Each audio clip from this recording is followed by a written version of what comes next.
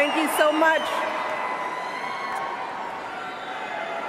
You know, it's hard to believe that it has been 8 years since I first came to this convention to talk with you about why I thought my husband should be president.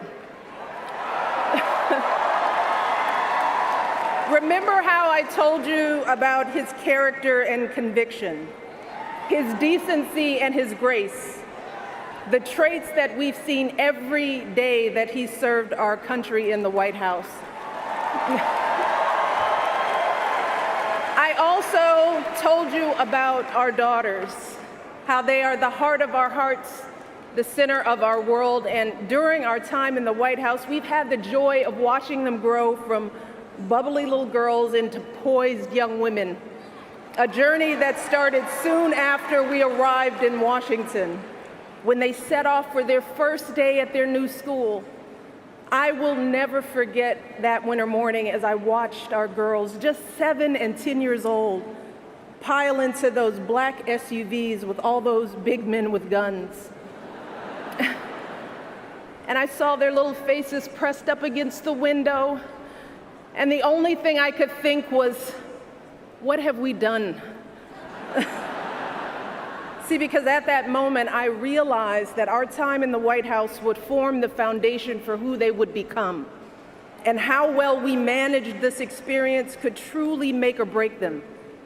That is what Barack and I think about every day as we try to guide and protect our girls through the challenges of this unusual life in the spotlight. How we urge them to ignore those who question their father's citizenship or faith. How we insist that the hateful language they hear from public figures on TV does not represent the true spirit of this country. How we explain that when someone is cruel or acts like a bully, you don't stoop to their level. No, our motto is, when they go low, we go high.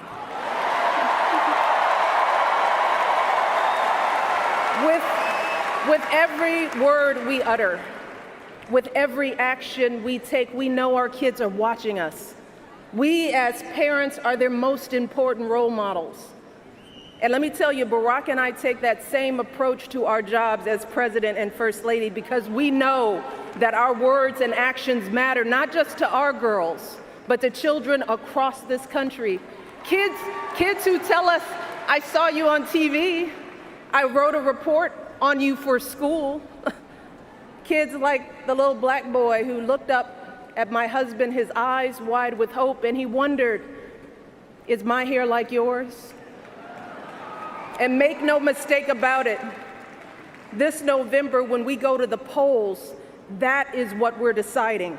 Not Democrat or Republican, not left or right. No, in this election and every election is about who will have the power to shape our children for the next 4 or 8 years of their lives.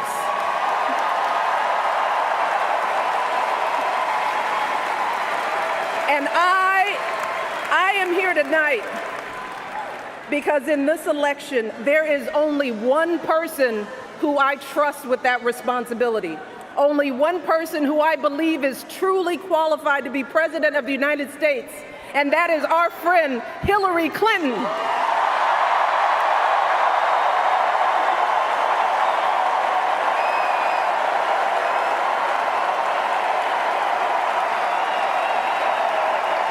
That's right.